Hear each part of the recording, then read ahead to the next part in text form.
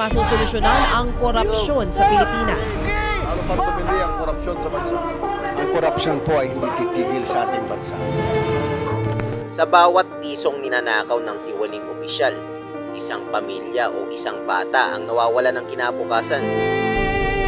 Ilang taon na tayong pinapangakuan, pero nasaan ang kaunlaran ng bayan?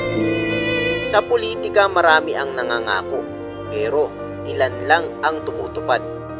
Oras na para sa pamamahalang para sa bayan, hindi para sa bulsa, habang ang iba ay nangangako pa lang. Si Pastor Apollo Kibuloy may nagawa na. Kanyang isinusulong maunlad na bayan sa pamamagitan ng zero corruption. Ang totoong pagbabago, hindi lang sinasabi, ginagawa. Kung boboto ka ngayong eleksyon, doon ka na sa may nagawa na at may resulta.